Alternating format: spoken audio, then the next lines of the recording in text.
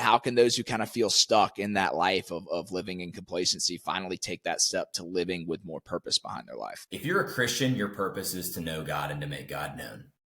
And that should jack you up. That's every Christian's purpose. Know God and make him known. But if you're not a Christian, you really just need to go try something.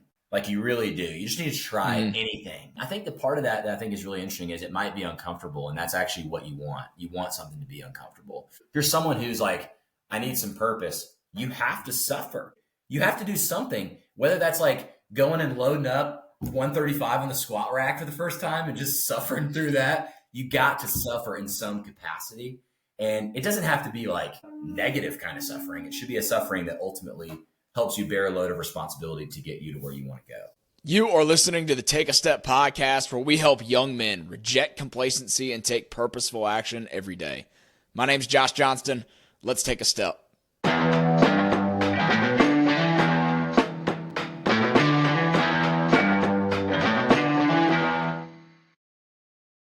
Welcome back to the Take a Step podcast. Today, we are joined by my man, Connor Beecham. Connor, thanks for jumping on the show. Thanks, Josh. Appreciate it. Excited to be here, man. Yeah, definitely. Excited. No, hey, I'm excited to have you on. I'm excited to dive in a little bit more into, your background, your story. I see all of your content. I'm excited to talk about, the branding side of things and just what you're doing and your story to what's got you to where you are today. But just to kind of kick things off, I'd love to turn it over to you just to kind of introduce yourself however you think it makes sense. Yeah, man. So my name is Connor Beecham. I live here in Roswell, Georgia with my wife, Kelly. And we just moved up here within the last few months, but spent about 8 years in Atlanta.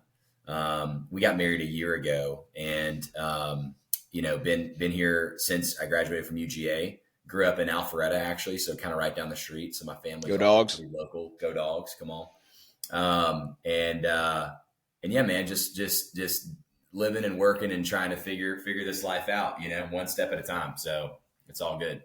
I love it. Love it. Yeah, right man. On brand, one step at a right time. On brand. Right on brand. Subtle. Love it. Very subtle. So I'd love to talk. I know, the way I got to know, you and heard all about your brand is in the mortgage space. Obviously that's what you've built your brand around, but I'd love to hear a little bit about how you how you stepped into the mortgage industry. I know your dad started the company Hometown Mortgage back in the 90s. And now you're co-owner. And if I'm saying that right. Was that always the path that you knew that you were going to take, or is that a realization you had later on? Man, no, it is absolutely not the path that I thought I was going to take. So growing up, actually, because my dad was in the mortgage business my whole childhood. So growing up, it was kind of funny because looking back at now being in it, anytime I did something that deserved punishment, that was when I had to go work at the mortgage company. So like my dad had like he had this little house in downtown Alpharetta, and that was where the mortgage company was. And so it had like a lawn. It actually had a pool in the backyard too, which is crazy. It was like a former old like home. And anytime I would get in trouble, like at school or like whatever, I'd have to go like cut the grass or like, do something in the filing cabinet. So I always associated mortgage with punishment my whole life. And so I did not ever think I was going to get in the mortgage space. And honestly, I graduated from Georgia. I worked in insurance for 3 years, and it was a great 3 years, but I just didn't like what I was doing in that space. But I loved the sales process. And so my dad was kind of talking to me about it, talking about the highs and lows of mortgage, but really trying to get me to come on board with him. And at the time he was a one-man shop. So, 08 had kind of taken away all the employees, if you will. Yep. And it was just him. And so he was kind of like, let's build this thing together. And man, through lots of prayer and conversation, I felt like honestly, God sort of leading me to go do this. And it has been without a doubt, the best decision of my life from a business perspective. It's been so much fun working with my dad. We do not work closely together. We have independent teams, which is really nice because, we get to have some separation. But it's fun to be in business with my dad, and it's a lot of fun being in the mortgage space, man. It's really a lot of fun. The way you talk about the mortgage industry is I resonate a lot with that from the perspective of running. So growing up as an athlete, typically on in football, baseball, like after practice, running's punishment, right? Like if you didn't get the job done, if you showed up late, if you're messing around in class or whatever, like running's punishment for sure. So for forever, I had that same perspective of running. Like why in the world would I choose to willingly go run? And 100%. then I felt that way. I felt that way also about like getting up early and going and working out. Yeah. So I played football at Sanford in Birmingham before I transferred to Georgia. And like the only thing you did for training for football is you get up at 5 a.m. and you go work out, and you required to be there. So when I graduated, I was like, I'm never doing that. And so I didn't for years. And now I'm 33 and I've been doing it again for like 3 years. And I'm like, this is the move. Why did I hate this so much? Yeah. Same thing you talk about with mortgage. Like now you love the industry. And like it just took it took a different perspective on running, on working out, on waking up early for people to realize, oh wait, this is actually kind of a hack. Like it's great. 100%. Absolutely. So like in an industry like the mortgage space, I like, especially stepping into it for the first time, unless you have all the connections in the world, it can be a grind. So what was it like when you first stepped into the space? Did you already have those connections in the network, or did you have to work and build that for yourself for the first couple of years? Man, yeah. So with any sales job, I would honestly tell people that you really should give it 3 full years. Yeah. And before you kind of begin to see some fruit from your sales job. So for me, the mortgage space is a B2C marketing sale. So it's business to consumer. So basically anybody's a customer, right? I'm not selling to another business. I can sell to anybody. I can sell to you. I can sell to the guy outside. Like I can sell to anybody. So for mortgage, it was really about go out. And my dad really helped me with this because I truly think he's an expert at this.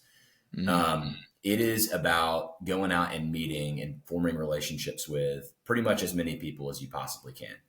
Specifically realtors, though, because realtors send us the bulk of our business. But something that I tried to do differently was I tried to get involved in things that I felt a lot of purpose behind. And I wanted to build connections with people who I shared common purpose and value with. So if I built a lot of relationships in that space, then people would see my excitement for mortgage and they would refer me business. And so it was a funnel and a vessel to get business from people that weren't just the classic referral source, which is the realtor. So my whole thing was I want to build referral sources outside of that. So like what are some examples of some of those spaces? Like what are you involved in that helped you build those relationships behind purpose? Well, so Purpose on Tap, I'm drinking out of the cup right now. So Purpose on Tap is like a men's brewery ministry event. And they started in 2016. You should come, sidebar, if you haven't been. Started in 2016, and the whole idea was basically let's have guys in, let's give everybody 2 free beers, and let's have a speaker. And I was like, that's got my name written all over it. I'm there. So I started going as like an attendee, and before you know it, 3-4 years ago, the guys that were running it were trying to sort of pass it, and they passed it on to basically me and some friends. So now we're running it, and it's a lot of fun, and it's just the best networking of all time. But it's just a lot of common value and a common shared purpose. No pun intended. Yeah. But, so do y'all do it at the same location, or do y'all bounce around? We did it in Monday Night Brewery for the first 7 to 8 years, and we just pivoted over to Sweetwater Brewery. So we're at Sweetwater Brewery now, and it's awesome. It's so awesome. So like, is there like one core mission behind the organization?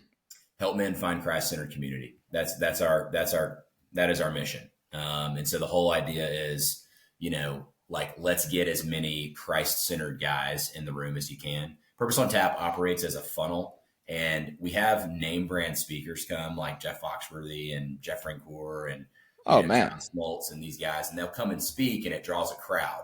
And so it's the top of this funnel, and a bunch of guys will come in, and our whole goal is to spit guys into the bottom of the funnel, which is small group community ultimately. So we form small group communities, and we help guys get into small groups. Dude, you're speaking my language. Send me the information, and I'm okay. 100%. All right, dope. I love it. Yeah, it's an easy sell. I mean, if I say free beer and the Lord, everybody's in. I mean, I don't know who's not in, Yeah, you've been in you get them sales for on a one few or the years, I can other. tell. Yeah. So when it like back into the, your foundation getting built, how long did it take you until you started to see some of those results? Because like, I'm sure after being in insurance for a while, you had your system built out. You were starting to generate a little bit of a decent income. So like, was it a risk for you when you initially made that jump? And like, how did that play out when you initially, stepped into the space? Yeah. So I think that to address that first, my dad helped me out with pivoting. He basically he kind of made me eat crow for a little bit because I had to be his assistant. So he had a business and he had a thing, and so he was like, the best way you can learn this is if you basically come in and do my work for me, basically. So for 6 months, because you also there's a licensing process and stuff too, so you got to like really study for this test. So I was studying and I was basically my dad's like assistant. And so that was how I learned the process. But, to address like your first part of your question, I think that, really it was just a matter of passing the test, getting the license, and then finally like coming up with a plan about like, who am I going to who do I want to go meet? And then I have a whole thing called Circle the Wagons where basically, and I've got a guy who works for me now. I'm talking to this with like constantly now is like, think of a person you want to go meet and then don't just like directly hit them up. The chances that they're going to take you as a salesperson is very like likely, and they're probably not going to want to meet with you. But like, especially like everybody gets sold to constantly, like 50 times a day, you're constantly getting sold to.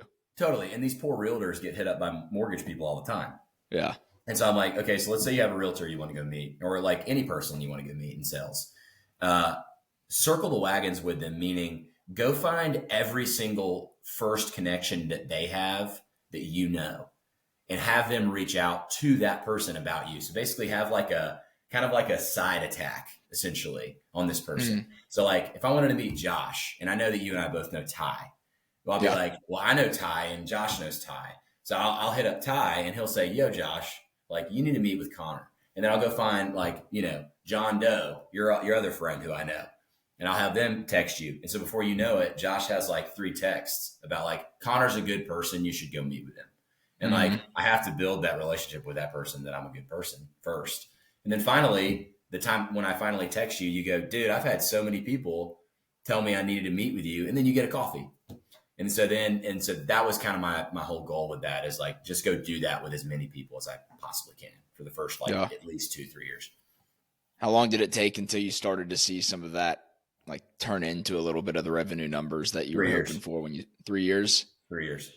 Hey guys, we'll jump right back into the conversation, but I want to give y'all a quick look into MMP Customs. They make all of the Take a Step apparel, and they are the official sponsor of the Take a Step podcast. Check them out. Hey guys, I'm Nathan Mooney, co-owner of MMP Customs. We are a custom merchandise company specializing in screen printing and embroidery. If you're a business, band, school, or any other type of organization that needs custom merchandise, MMP Customs is the place. Whether you have a big apparel need for an event or need to outfit your company, we offer a no minimum guarantee and have never missed an approved deadline. At MMP Customs, you will experience the best customer service there is. Let our family outfit yours. Visit mmpcustoms.com. That's mmpcustoms.com. Yeah, dude. I mean, it's so cliche to talk about nowadays, but so many people I feel like step into the world of sales because they hear the glamour, like they hear like the fruits that come from the labor, but they kind of overlook the labor side of it. To where like people think you step into sales and you're automatically going to be handed this book of business and you're going to have, the commissions, the flexibility and like, people don't like it tying it back to scripture, for example, like it takes years of sowing the seed to eventually reap the reward. And I feel like a lot of people look over that, especially in the world of sales. Absolutely, dude. I couldn't agree more. I could not agree more. Well, and kind of how I came across you was through a lot of the content and the strategy you have with branding, both Hometown Mortgage, but also personally as well. And I've heard you guys talk a little bit about, through y'all's brokerage specifically, like it's very customer service driven. And in order to be customer service driven, like they have to know you, then they have to trust you, and they have to know, that it has to feel like a family. And correct me if I'm wrong, but it seems like a lot of your content specifically is focused on how can I give someone access to not only knowing, who I am as a mortgage broker, but also who I am as a person, so that they can have that level of authenticity with me. I can build the trust with them. Is that a huge strategy through your content, or is that just something that happens as a result of it? I'm a big believer in give everything away knowledge-wise for free to all of your customers. So, and Gary Vee got me on that actually early in the day. And I'm a huge believer in that. And so the whole idea is a lot of mortgage guys want people to call them because they want to be seen as like the source of all knowledge, right? So that the customer is dependent on them for everything along the way. And that's an old school train of thought. And so for me, I'm like, no, like I actually believe you should give everything away. And like, I think that's biblical, honestly. I think that's very biblical. So I'm like, dude, I'm just going to make content. It was 2018. I was probably 27 or 26. And I was like, all my friends are kind of starting to buy their first house. So the best way to do this is just be as helpful as I freaking possibly can. So I just made a weekly video I called it Fact Friday. And I made a weekly video about something that week I learned in mortgage that would be helpful for someone who's buying a house. So I just put the video out and I was legitimately trying to be helpful. This is like pre-TikTok. This is like I want to go super viral and everybody has the ability to go super viral. I was literally in my heart of hearts just trying to be helpful for my like 10 friends who were buying a house. So if that's the case, then like why content? Like why through social media? What led you to like? Was it because you watch guys like Gary Vee, or was it just like, hey, I'm gonna try this and see what works? Yeah, it was more of like everybody that I'm connected with on like Instagram and Facebook. I want them to know the things that I know about mortgage, and I want them to know it so that they feel equipped. But I also want them to think of me as a trustworthy person that they can call. Yeah. And I think a trustworthy person is something that gives things away. And so it's like, it's not someone that withholds the knowledge. It's like someone that like tells the knowledge.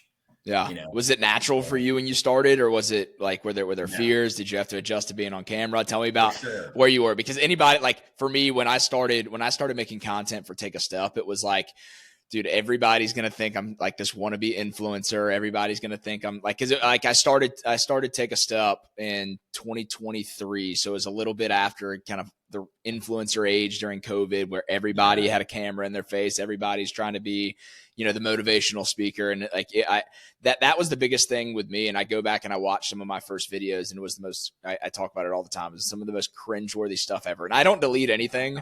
So if you want to go back and scroll, like take the time to scroll back through Take a Step, like you'll see some freaking cringeworthy content, but like it's also very on brand, where it's like, it's kind of a necessity to go through that phase in order to actually refine the skill and refine the craft and actually be somebody that is trustworthy, that people want to absorb content from. Dude, 100%. I mean, like my early days of content, I'll never forget. I was in the old office, and I made my first video, and I like set my phone up on like a stack of books and like on this desk, and I like propped it up, and and I would hit the button and I'd run around and I'd say something and I'd go around and delete it. And I probably had, 100 deleted videos. But I think the cool part about today's age is like, you can, with TikTok and Instagram, you can like chop up your videos a little bit better. So you're not having to do one take, but honestly, hot take. I actually think doing it in one take, like you show that you really have some courage. Yeah. It's authentic. It takes so much courage to do that. And so we could go down a rabbit hole with that, but I've thought about, I have so many videos just like on the deep into my photos and videos. I've thought about going through and like putting together only the times I had to stop the video and retry it for like show the actual video, then show like how it actually was created, and show like the 10 times I like said something, stuttered, stopped the video, and just put that as like as kind of for like sure. I think that would be hilarious. Show that there is a downer, and like there is a side of this that isn't like super perfect and buttoned up. Yeah, exactly. That's cool. I think that's really cool. I think you should do that, honestly. Dude, there's talk about like a certain level of fear associated with stuff like that to actually show like, hey, this is what it takes to actually make somewhat of a clean looking video. Yeah, I think it would be a cool idea. Let me add one thing on that really quick. Yeah, actually. please. So we do these monthly marketing days where we have our video guy come to the office and we clip up all of our content for the month, like in one day. And we do it from 9 to 12.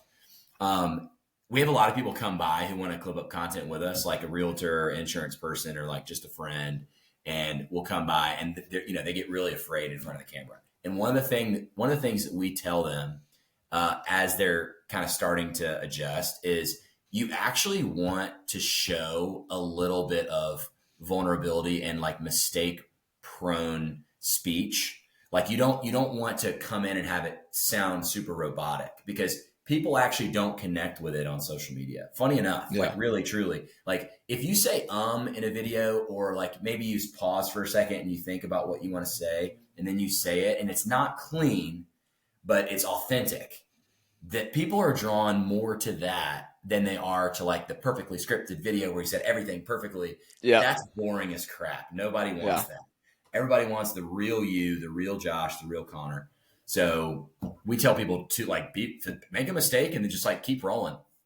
Yeah, that's so accurate, because like everybody, like you said, using the tools that are out there today, it's so easy to make everything look clean, and everybody like you just look like everyone else. And there's no, like, on the topic of branding, there's no unique brand about looking like everyone else. The whole purpose of building a brand is so that you can build your own unique reputation. Exactly.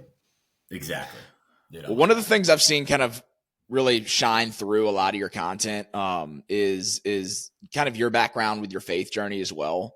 Yeah. There's a significant undertone to everything I do through building Take a Step, as far as like, yes, we want to build community. We want to have this ambitious drive to continue to level up and grow both personally, professionally, but also spiritually. How has your faith journey played a role into, the man that you are today? Oh man, dude. I mean, it's everything. I mean, truly, genuinely, it's everything. I mean, I became a Christian in 2011. I was at Sanford. I was at a football team Bible study, and I learned there that God is.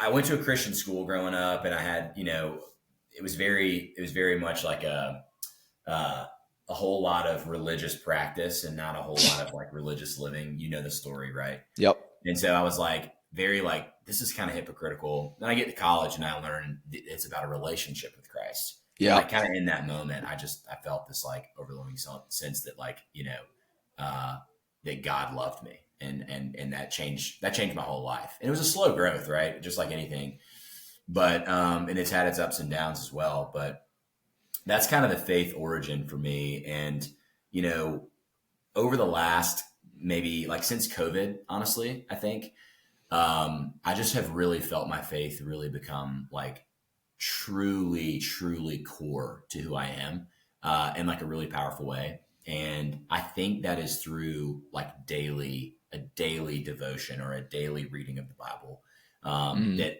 I didn't do before. But like since COVID, I've almost been in the Word daily. And dude, over 5 years, I mean, you want to talk about taking small steps, like hence the name, dude, over 5 years, you look back and you're like, holy crap, I'm a different person, because I've done something on a daily basis for 5 years. So, yeah, no, I resonate a lot with that, because I, like, similar to you, I grew up in a Christian household surrounded with, Christian people, like the right Christian practices. Like it kind of, like, the way I look back and describe it is I felt like I was just kind of a part of cultural Christianity, where I was just like, you live in the South, you go to church on Sundays, you're surrounded, like, people always, everybody believes in God in some capacity. So it's like, you just kind of like kind of guilt by association, right? Like but it was, for me, it was in college where I was for the first time kind of challenged based on like, am I actually the person that I claim to be? Like, how do my actions line up with the person or like the faith I subscribe to? Being surrounded with, like, this is why I'm so big on community, is like, for the first time getting around men that I respected, that were challenging me when it came to my relationship with Christ. Yeah. Men that were strong, men that were like just guys that I would be around outside of conversations about faith. We would go to the weight room together. We were teammates together. I played college baseball, so we were teammates together. So it was like these guys that, like, usually the guys growing up that I knew that were strong in their faith, to be honest, like I kind of viewed as kind of soft, like kind of like pushovers and people that were, and I don't know if maybe I just wasn't around the right guys. Right. But like for the first time when I got to college and I had like these strong relationships built on the foundation of, who is the man that you're becoming? Is it in line with the faith that you subscribe to? And just like having that accountability factor for me, it really was transformative for my faith. And like, I love that you pointed that out, because I talk about it a ton as far as like the difference between religion and a relationship. Yeah. Because like in the relationship, like when you think about a relationship, it's something that you devote time to. Like it's somebody that you spend time with, that you invest into that relationship. And if you don't have the discipline to do that on a daily basis, then how do you expect to like see the rewards or see the have the impact, have it be an impact on your life the way you hear about it from people who actually practice it on a daily basis? Yeah. So for me, it's like the small daily steps of like from that time when I was challenged to really start to make those small investments on a daily basis is what has, really built my relationship with Christ rather than just subscribing to a religion. And it's been, it's had the biggest impact on me than anything else in my life. Very similar to what you're talking about. Dude, I love that. That's so good, man. Yeah. I mean, there are highs and lows. And like, I think the craziest part about faith with Christ is like the lows actually make the highs stronger. And that's like so counterintuitive. You're like, man, I'm really freaking lost right now. And like, I feel bad. I don't feel connected to the Lord. I'm like doing XYZ too much, or like I'm dipping my toe too much in this water I don't need to be in. And like the Lord redeems that in like the craziest, most profound ways. And you end up being stronger than you were even before. And you're like, oh, okay, I see why all that went down. That's cool. And that is literally how it goes. It's like a wave upwards, Dude. So this is perfect talk, like tying it back into authenticity. So yesterday, for example, I'm driving in, we have an event through work. The work I do with the 1% Club. We were hosting a big workshop that I had to be into town early for. I'm bringing signs in with me. I just got the car I bought when I was 15. It's 1995 Ford Bronco. And I'm driving it. Yeah, it's a man's car for sure. And I love it. It's so much fun, but it needed some work, had a bunch of work done on it, but I'm driving into town and, I stop at a stoplight, light turns green, hit the gas. It just revs. It's not going. I'm like, uh-oh. I try to shift it into gear and it's not shifting into gear. I'm like, oh crap, here we freaking go. So I ended up having to call a towing company, had to get it towed, had to, luckily I grew up like 2 minutes from where I broke down. So my dad was able to come grab me and loaded up the signs and everything, get to the workshop. Our house is also going on the market. It went on the market yesterday. We found out we had a last minute showing that we weren't prepared for, that my wife is now back home freaking out. We had the workshop event that I had to be at that I was preparing to help out with. I'm hosting an event this weekend that I'm trying to get everything together for. And then you throw in all the car troubles. How am I going to get back? I got to get the house ready because we have an open house this weekend. There's just like all of this going on. And you talk about like stress and just absolute chaos. And it feels like one of those low moments where you're like, oh my gosh, what is going on? And I reached out to a couple buddies and just like, hey guys, I could use some prayer this morning. And the one thing, the verse that surfaced through that conversation, through that text thread, was James 1:2-4. Like very similar to what you're talking about. Like it makes the lows worth it, because it's literally consider it all joy whenever you face trials of any kinds, knowing that the testing of your faith produces perseverance.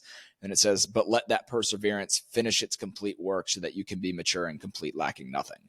So that whole concept of like, what do you mean like the lows are worth it? What do you mean you find joy in the challenges? Like literally it's like scripture tells us that these low moments are like, consider those joy, because the purpose of those low moments is to test your faith. And over time, that testing produces perseverance so that you can be mature and complete and not lack anything. So like when you, and that's just like a worldly example. But like even people that go through trials because of their faith, that face, persecution, that face judgment because they subscribe to their faith. It's like we're able to, we're blessed to be able to go through those trials because we're suffering for a greater purpose. Yeah. And I know I'm rambling, but I lead a small group at church and of high school students. And it came up, one of my students kind of brought up this topic of, even when we suffer, we get to suffer for Jesus. And there was a question that came up, which I literally it changed my perspective on this whole topic. But the question was this: it was, would you rather suffer for a purpose or be comfortable with no purpose? Would you rather suffer for a purpose and be comfortable with no purpose? And it's so easy for us to choose the path of least resistance, like the easy way out. But when you throw in that little caveat of purpose, and on this conversation of faith, it's like Jesus provides us that purpose. So once he provides you that purpose, of course I would rather suffer and have meaning to why I'm getting out of bed this morning, rather than choosing comfort and just being complacent through life. So I know that was a little bit of a rabbit trail, but you talking about the lows being worth it, just I love that conversation of the hard path with a purpose is always the path that you need to choose. Dude, more and more every day, I'm convinced that God wants us to fully release control. And I think that, going back earlier to what you were just talking about, I think this is something that the entire Western world deals with, and probably a lot of the Eastern world too. But maybe all humans deal with this. But you said something in there that caught my attention, and you said you were overwhelmed and you texted your buddies hey, I need some prayer. Yeah. Okay. We all have moments like that. Even non-believers, people who aren't genuinely Christians, have moments like that where they're dang, I need some prayer. Well, it's why was that the moment that you felt like you needed to reach out to somebody to ask for prayer? And I think it's because that's the one time, however long, that they've lost control over their life. Yeah. So much controllables, right? I go to the gym at this time, and I go to work at this time, and I read at this time, and I hang out with my wife at this time, and whatever. And then the moment you lose control, you seek to a higher power. Well, why? And I think that's so interesting, because that's ultimately what God is trying to get us to do. Is he's trying to get us to rely on him fully and completely. But there's so much that we can't control. We think we can control a lot of things, but there's so much we can't control. Yeah, there's the common phrase God will never give you something that you can't handle, and I completely disagree with that. Yeah. He actually gives you stuff that you cannot handle, so that your only pivot is to look to him. Yeah. He's the one that can handle it. He's going to give you so many situations that seem like it's too much, and that's because it is. It's because you're not the one capable of handling it, but there are more capable shoulders to bear the weight of what you're going through, and that's Jesus. Dude, that's so good. I love that. I love it. Well, I feel like it'd be foolish of me to have a housing expert on the show and not talk a little bit about the housing market right now. But I mean, especially with just where everything's at, and me being in the process of buying and selling right now. And I know with the demographic of the Take a Step audience, there's a lot of those guys that are either buying and selling their first house, or they're in that phase. So with as just volatile as the market's been since COVID, really, where do you see the market at right now? Okay. So COVID had low, it's all a factor of supply and demand. The entire thing is supply and demand. Okay. So in COVID, prior to 2018, you already had kind of a seller's market already. And a seller's market, for those who are listening and don't know what that means, basically just means the sellers had more power. Well, why is that? There were more buyers than there were listings. So sellers basically could take their pick on who they wanted to purchase their home. Well, what happened in 2020? Well, COVID hit and the interest rates fell to 2%, historic lows, right? So all these new buyers entered the market. So then the sellers got even more power. So you had all these buyers coming in and wanting to purchase these 2% mortgage rates on these houses. And so what happened when that supply and demand corrected in that way? Well, prices went up because there was so much more demand than there was supply. And so that's sort of matriculated over the last however long. And then the rates shot back up because inflation was high, and that was probably in 2023. So then you had 7% mortgage rates all of a sudden, but there was still that's right when we bought was that an initial spike. I think right? Yeah, it was a crazy process. So we got approved when the rate was, I believe, right around 4. And then because sellers had all the power, our guy that we bought it from had only owned the house for like a year and a half. So he was selling the house, but waiting to actually close until after 2 years, so he didn't have to pay capital gains the time. And we didn't lock our rate, which was stupid on our part. But from the time that we got our offer accepted to the time we actually closed, it rose from like 4.1 to 6.2. Oh my gosh. Which was it's like another $1,200 on the mortgage a month, which was ridiculous, but it was crazy. So I remember those times well. Well, so, basically what's happened since then is the Fed has actually done their job in a way. And a lot of people hate the Fed, and I don't necessarily like the Fed, but they have done their job because the inflation has definitely cooled. And so we had rates even as high as like almost 8%. I mean, I have customers who locked at 8% because they had bad credit or condo or whatever. So then the rates stayed high for a long period of time. We've kind of been in this like 7 to mid 6s rate environment for like the past 2 years. And the buyers have sort of started kind of slowly dropping out. And actually the sellers have actually started selling more houses. So more and more people are like having kids and like getting married and like whatever. They need to buy a bigger home. And so the market is evening out, which for those listening, it's not necessarily a buyer's market yet, which means the buyers have the power, but it's very market driven. So like in, Houston or in Tampa, totally different market than Atlanta. It's very market driven. So in Atlanta, we have like kind of more of an even market. Okay. Mm-hmm. So what that means is if you have an attractive house that buyers want to buy, you might get more for it than you want. If you have a dog crap house that's, off a bad street with a lot of crime, that ain't selling, Yeah. If you get a buyer for it, you might have to pay for all their closing costs and you might have to reduce it by $50,000 to sell it. That's especially true for townhomes and condos right now.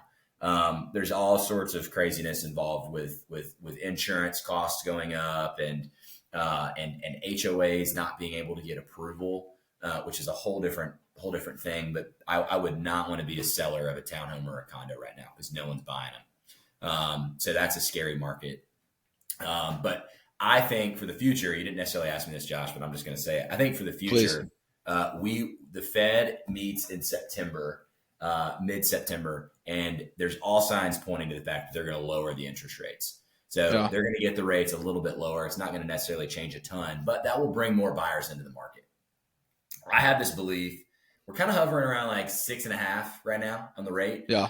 My belief is that there is a mental block for buyers that have a 6% interest rate. And I think, you used to go to McDonald's back in the day and it was like a 99-cent, burger or whatever. It's like, it's $1. Like, no, it's 99 cents, it's less than $1. Okay. Well, I think once rates get to 5.99, that 5 being in the front will change people's minds. I really believe that. And I think more and more people will get in the market just because it sounds better to say 5% than it does 6%. Yeah. So that's my hot take. I don't know if I'm right or wrong, but.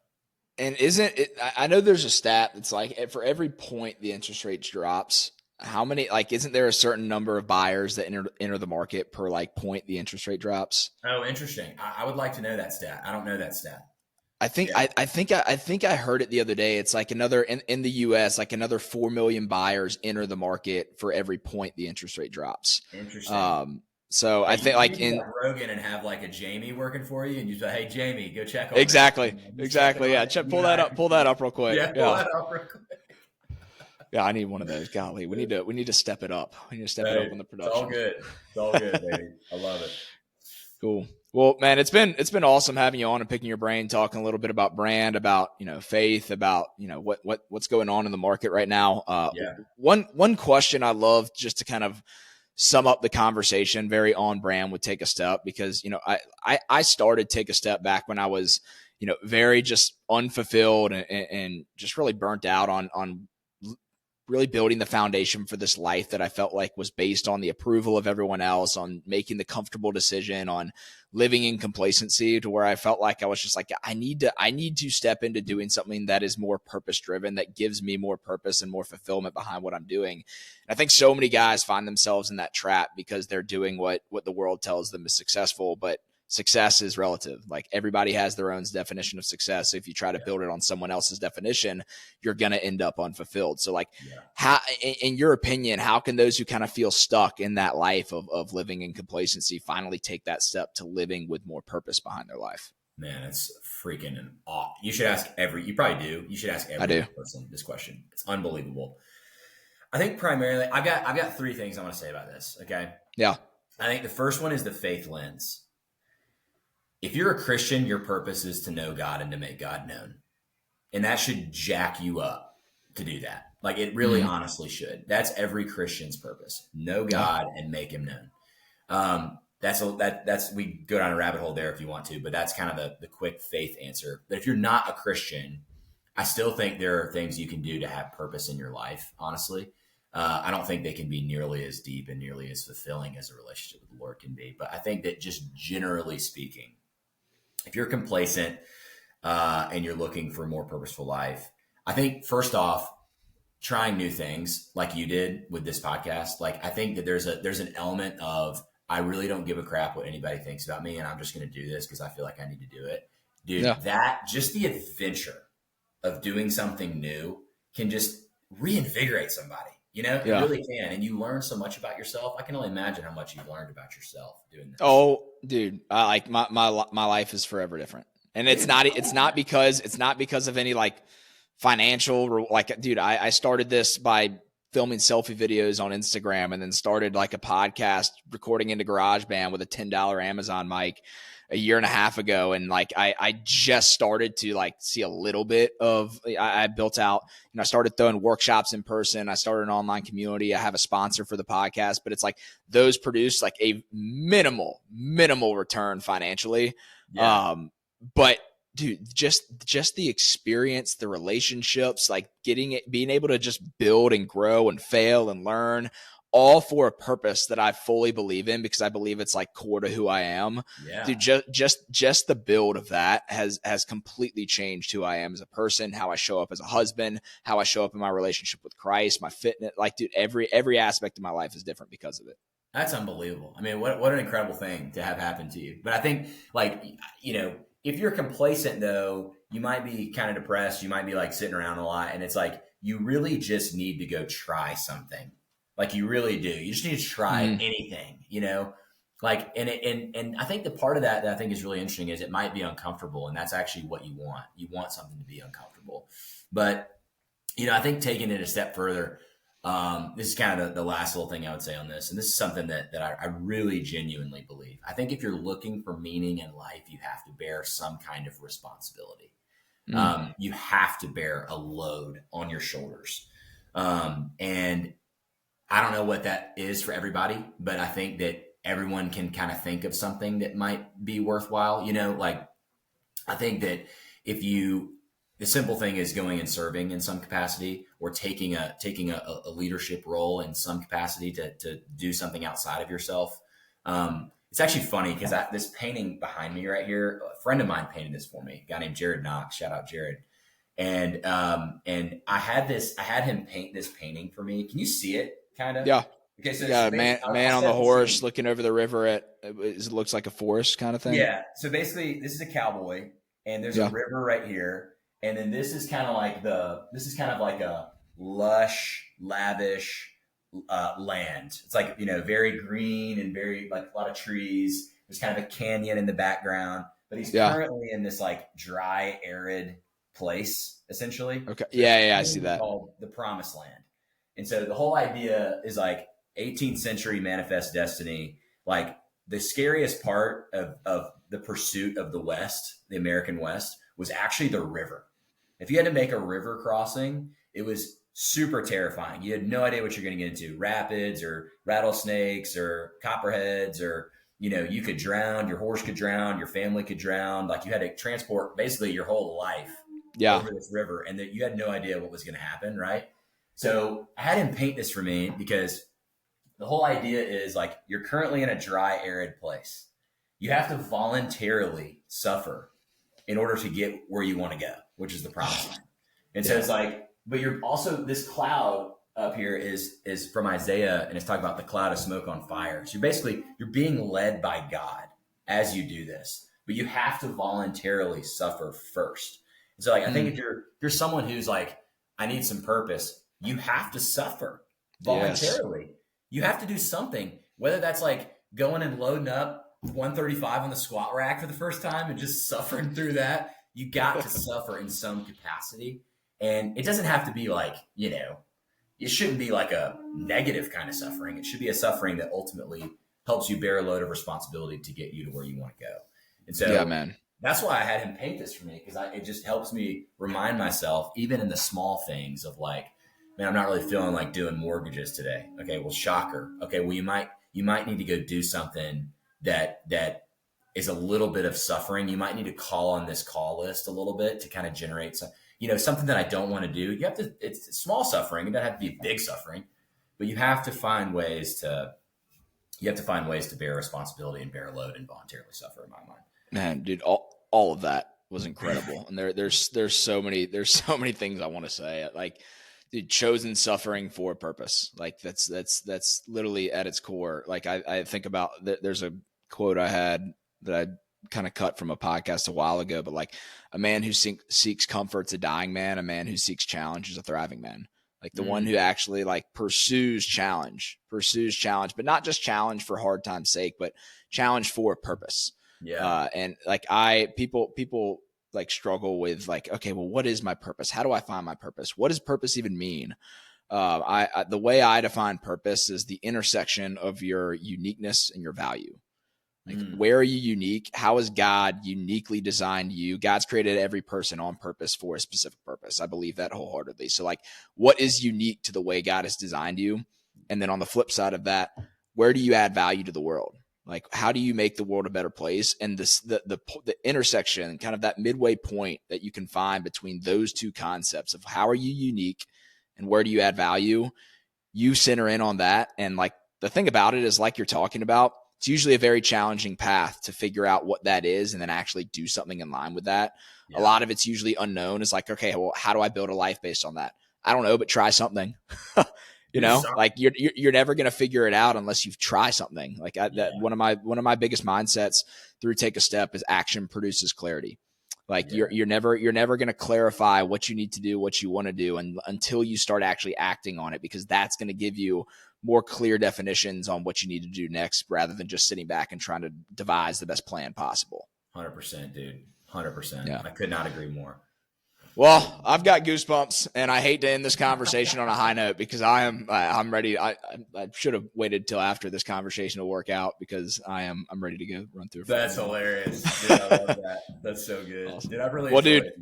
Yeah, no, this has been great. Send me the details on Purpose on Tap, because I definitely want to make it out to one of those events and hopefully make it a consistency. But for those that are listening, where can they follow along? Where can they, if they want to hear more about, what you get some of the free value that you're talking about, potentially come to you about, mortgage needs, where can they follow along with what you're doing? Yeah, man. I mean, I run everything through kind of my Instagram, and it's at Connor.Beecham, Connor, and Beecham is Beecham. And so like, I'll post things about Purpose on Tap. I'll post faith related things, mortgage and real estate related things. And that's kind of it. So yeah, if they want to, awesome, feel free to there. Love it, man. Well, hey, this has been a great conversation. I appreciate you jumping on today. I love it. Thanks, Josh. Appreciate it, man. Yeah, definitely. Guys, thanks for listening to another episode of the Take a Step podcast. If you enjoyed it, please leave a rating and a review on whichever platform you're listening. And always remember, no matter where you are in your growth journey, every mile begins with a step. We'll talk to you in the next episode.